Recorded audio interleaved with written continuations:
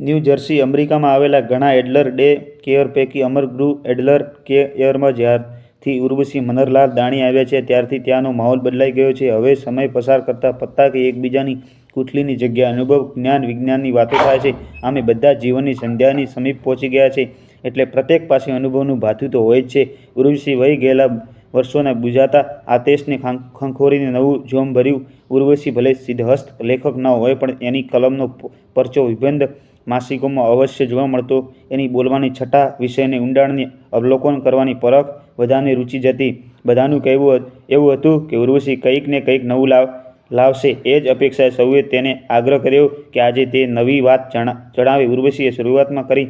વડાપ્રધાન શ્રી નરેન્દ્ર મોદીએ હાલની કેલિફોર્નિયાની યાત્રામાં ત્યાં ઠરીઠામ થયેલ મૂળ ભારતીયોને હમ વતનમાં વાપસી માટે જણાવ્યું ત્યારે મને તેનાથી વિપરીત એક વાત યાદ આવે છે. ડૉક્ટર પ્રણવ તન્નાના માતાપિતા પ્રભા અને ભાવિન એમને આગળ અભ્યાસ કરાવી અમેરિકામાં ઠરીઠામ થવા માટે ઘણું જ પ્રોત્સાહન આપેલ.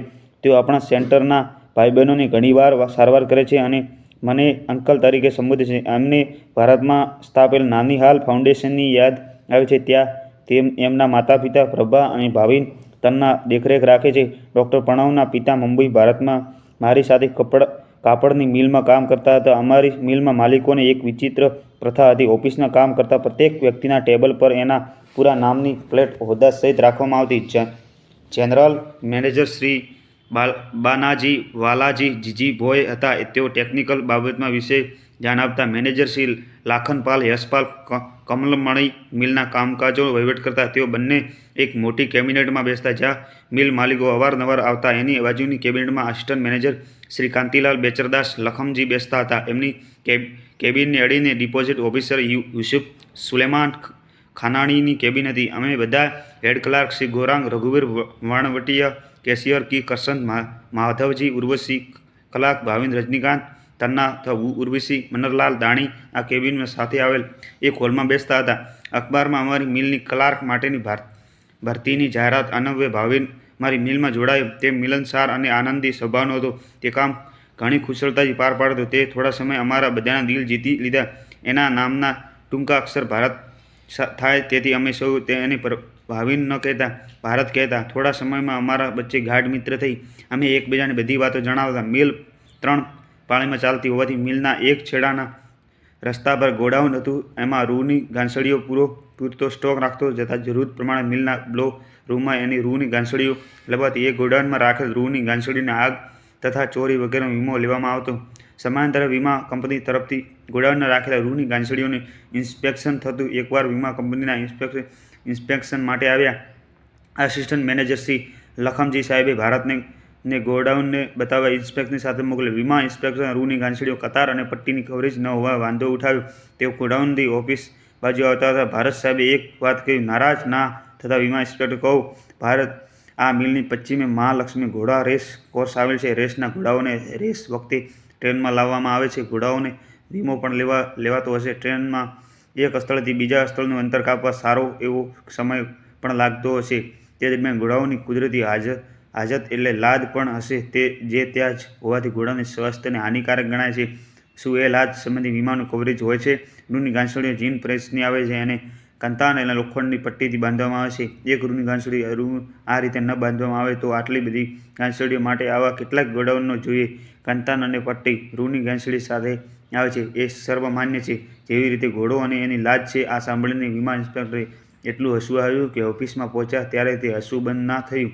તેઓ આસિસ્ટન્ટ મેનેજર કેબિનમાં ગયા. ભારત તેની જગ્યાએ આવ્યો. થોડીવારમાં પીયુને ભારતને કહ્યું કે લખમજી સાહેબે બોલાવે છે. ભારત આસિસ્ટન્ટ મેનેજરની કેબિનમાં ગયો. લખમજી સાહેબે, ભાવિન, તે આ સાહેબને શું ગુલ ખવડાવ્યું છે કે એમનું હસવું બંધ નથી રહેતું અને મને કહે કે જતાવેલ બાંધાને કાઢી નાખું છું. ભારતે બંને વચ્ચે થયેલી વાતચીત કહી. લખમજી સાહેબે પણ હસવું રોકી ન શક્યા. આવા ઘણા પ્રસંગો આવતા અને ભારત પોતાની આગવી રીતથી પરિસ્થિતિને સુલટાવતો. લખમજી સાહેબે એ માનીતો થઈ ગયો. એક પ્રસંગ મને બરાબર યાદ છે. અમારા ડિસ્પોઝલ ઓફિસર શ્રી યુસુફ સુલેમાન ખાનાણી સાથેનો કેશિયર શ્રી કરસન માધવજી ઉદેશીનો મિલમાં આવવાનો સમય મોડો હતો અને સાંજે મોડેથી છૂટતા. ખાનાણી સાહેબ નાના મોટા વેપારીઓથી મિલનો ડિપોઝિટ કરવાના માલનો સોદો કરતા. એ સોદાને પૈસા એમની કેબિનમાં રાખેલ કબાટમાં મૂકતા અને કેશિયર આવે ત્યારે તેની પાસે જમા કરાવતા. પણ એમની એક ટેવ એવી કે ક્લાર્કમાંથી મને એમની કેબિનમાં બોલાવે અને વેપારીઓ આપેલ પૈસા માટે ગણીને કબાટમાં મૂકવાના, પછી કબાટને ચાવીથી બંધ કરીને ચાવી એમને સોંપવાની. ત્યારે પાછા પૂછે કે કેટલા પૈસા મૂક્યા. બીજા વેપારીઓ માલ બતાવે, કેબિનનો બહાર જાય અને ઘણીવાર કબાટની ચાવી પોતાના ટેબલ પર ભૂલી જાય છે. કોઈક વાર બીજા વેપારીઓ એમની કેબિનમાં બેઠેલા પણ હોય છે. એમની હાજરીમાં કેશ કબાટમાં મૂક્યા હોય છે અને કાલે ઉઠીને એની મતી ફરે અને પૈસા કબાટમાંથી કાઢી લે તો શક્ય નહીં. સોય આપણી ભણી કેમ કે આપણે જ પૈસા ગણીને મૂક્યા હોય છે. આપણે સાક્ષી તરીકે લાવીને પોતે વેપારી પાસેથી આવેલી રકમમાં ઘાલમેલ કરી નથી એવી એમની ચાલાકી. મારે ભારતને તેની સાથે આ સંબંધી વાત થઈ છે. એનું કહેવું છે કે આપણે કહી દેવું જોઈએ કે ચાવી તમારી પાસે છે, તેથી કેટલી રકમ છે તેનાથી અમે વાકેફ છું. હવે મને ખબર નથી સાહેબ. આ રીતે કહેતા મને બીક લાગતી. આવા જવાબથી ક્યાંક તેઓ મારી વિરુદ્ધ ફરિયાદ કરે તો. એકવાર હું રજા પર હતો. ભારતે તેને ખાનાણી સાહેબને બોલાવ્યા, એની પાસે વેપારી પાસે આવેલા પૈસા ગણાવ્યા. મિત્રો, વિડીયો લાઇક કરો, શેર કરો, કોમેન્ટ કરો અને તમારી કોમેન્ટમાં રાય સંભળાવો. કબાટમાં મૂકાવ્યા. કબાટને ચાવીથી બંધ કરાવ્યું અને ચાવી પોતાની પાસે લેતા કહ્યું, કેટલા પૈસા છે? ભારતે કહ્યું, કબાટની ચાવી તમારી પાસે છે. કબાટમાં શું છે કે નથી તે હું નથી જાણતો સાહેબ. તો ગુસ્સામાં આવીને સીધા ગયા મેનેજર સાહેબ પાસે. ત્યાં ભારતે ઉદ્ધતાઈ ભર્યું વર્તન કર્યું છે એવી ફરિયાદ કરી. થોડીવાર general manager, assistant manager, deposit officer સૌ મેનેજર સાહેબની કેબિનમાં ભેગા થયા. ભારતે બોલાવવામાં આવ્યો હતો. મેનેજર સાહેબે શ્રી ખાનાણી સાહેબની ફરિયાદ છે કે તમે તેમની ઉદ્ધતાઈનો જવાબ આપ્યો હતો. ભારતે જે પ્રસંગ બન્યો હતો તેનું બયાન કર્યું અને કહ્યું, શ્રી ખાનાણી સાહેબ ઘણીવાર કબાટની ચાવી ટેબલ પર ભૂલી છે. જે બીજા વેપારીને માલ બતાવવા કેબિનમાંથી બહાર જાય છે, ત્યાં કેબિનમાં ત્રીજો વેપારી બેઠો હોય છે.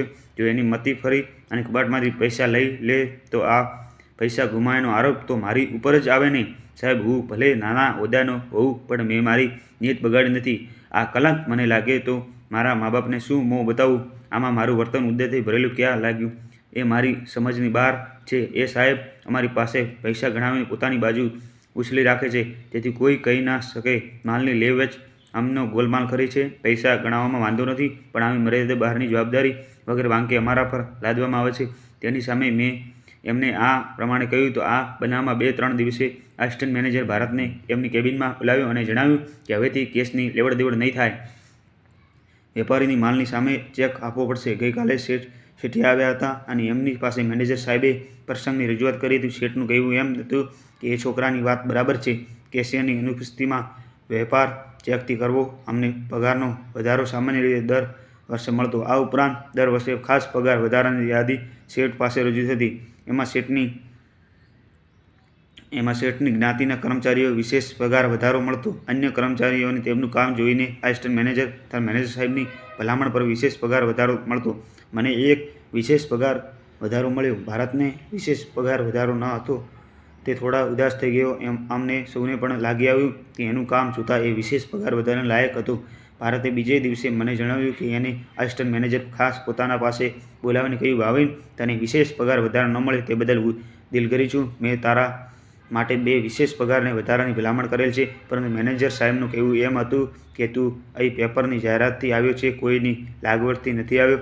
તો હજી 1-2 વર્ષ પછી આ અંગે વિચારીશું.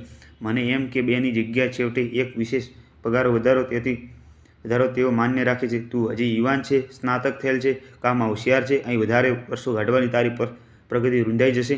બીજી સારી જગ્યાએ અરજી કરીને ત્યાં જોડાઈ જા.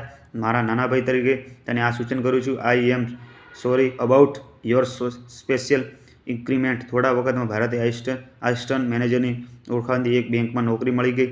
અમારો પારિવારિક સંબંધ અકબંધ હતો. થોડા વખતમાં ત્યાં ક્લાર્કમાંથી મેનેજર થયો. એના લગ્ન વિશે તેના માતા પિતાએ એમની જ્ઞાતિમાં તપાસ કરી, પણ ક્યાંય મેળ ન હતો. એનું કારણ એમને ત્યારે જણાયું કે ત્યારે અંકલ અને આંટીએ એક ઘટસ્ફોટ કર્યો. ભાવિન એમનો દત્તક પુત્ર હતો. તેઓએ એક અનાથ આશ્રમમાંથી જ્યારે 1 વર્ષનો હશે ત્યારે દત્તક લીધેલ છે.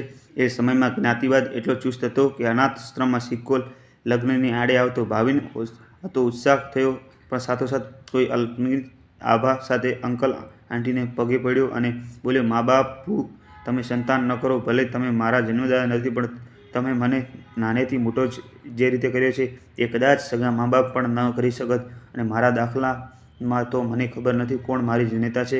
તેને મને ફંગોળી દીધો હતો. તમે મને આ સ્થાને લાવ્યો. હું એ બદલ તમારો ભાવોભાવને ઋણી છું. તમે તમારા જીવનનો વલોપાત ન કરો. ઈશ્વરે જે નિર્માણ કર્યું છે જે મુજબ થશે. હવે મારે ઈશ્વરને શોધવાની જરૂર નથી. મારી પાસે તમે એ સ્વરૂપે સાક્ષાત છો. માં, તમે તો આમે નામે આરતી છો, અને બાપુ, તમે રજનીકાંત એટલે સર્વત્ર રહેલા જ્ઞાતિના વાડાના અંધકારને દૂર કરનાર સ્વામી કે જેની આરતી માં કરે છે. હવેથી મારું મિશન જીવન ધ્યેય આવા અનાથ આશ્રમનો ઉપયોગી થઈ કાર્યરત રહેવાનું છે. મને આ માટે તમે આશીર્વાદ આપો. અમારા સૌની આંખો અશ્રુથી ભીંજાઈ ગઈ. અંકલ આંટીએ લગ્ન બાદ ઘણા વર્ષ સંતાન પ્રાપ્તિ ન થવા તેઓએ અનાથ આશ્રમમાંથી બાળકને ગોદ લેવા નક્કી કર્યું હતું. બંને અનાથ આશ્રમ પ્રત્યે અનુકંપાની લાગણી પહેલેથી જ હતી. તે પોતાને કે નિર્દોષ બાળકનો શો દોષ છે? આમાં સંસારમાં લોકોની દ્રષ્ટિએ એમનો અનાદર કરાય છે. ખરેખર જાણે ઈશ્વરની નિર્મિત હશે. એટલે અંકલ આંટીએ જ્ઞાતિ બહાર તપાસ કરતા પ્રભા નામની કન્યા સાથે ભાવિનના લગ્નનો મેળ થયો. પ્રભા એના મા બાપની એકની એક પુત્રી હતી. અંકલે પ્રામાણિકતાથી તેઓને જણાવ્યું કે ભાવિન એમનો અનાથ આશ્રમમાં લીધેલ દત્તક પુત્ર છે. તો પ્રભાએ માતા પિતાએ જણાવ્યું કે મારી પ્રભા પણ અનાથ આશ્રમમાંથી લીધેલ દત્તક પુત્રી છે.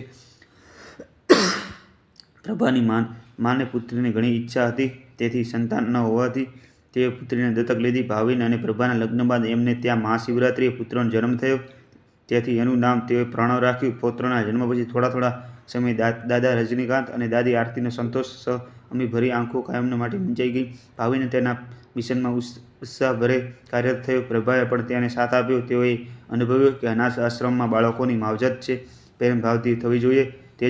તે રીતે થતી નથી. મોટાભાગના સ્ટાફ પગાર પર દૃષ્ટિ રાખી કામમાં વેઠી ઉતારતા હતા. માનવ લાગણીનો અભાવ હતો. સાધના પણ ટાંચા હતા. એ માટે ભંડોળ જોઈએ એ ઉપરતું હતું. પોતાની પાસે એટલું ભંડોળ ન હતું કે પર્યાપ્ત મદદ કરી શકે. બહારથી ભંડોળ એકઠું કરવાનું જેને મળ્યા તેઓએ ખાસ રસ ધરાવ્યો નહીં. સમાજની ઉદાસીનતા તેઓને ઉત્સાહને બાધારૂપ ન ગણતા બંને પુત્ર પ્રણવને ભાવિની કેડી કંડારવા ડૉક્ટર બનાવવાનો સંકલ્પ કર્યો તથા પ્રણવને આ માટે તૈયાર કરવા કૂચ કર્યો. એમને પણ વધ્યું કે આ મિશનને બની શકે તેટલું પાર પાડવા અને પુત્રને પરદેશમાં સ્થાયી કરવાથી અહીં કરતાં ધનરાશિ વધુ પ્રમાણમાં મળી શકશે. પ્રણવ ડૉક્ટર બન્યો. તે અમેરિકા ન્યૂ જર્સીમાં એક હોસ્પિટલમાં જોડાયો.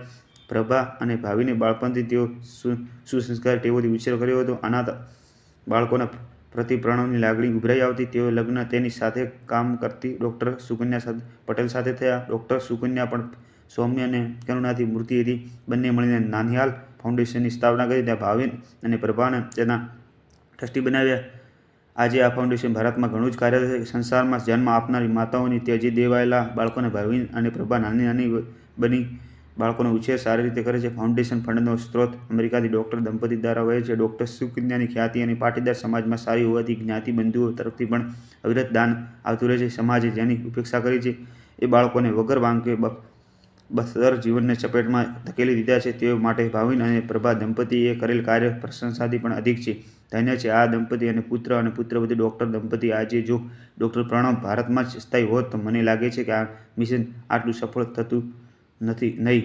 મિત્રો, વિડીયો લાઇક કરો, કોમેન્ટ કરો અને શેર કરો અને અમારી ચેનલ સાથે જોડાઓ.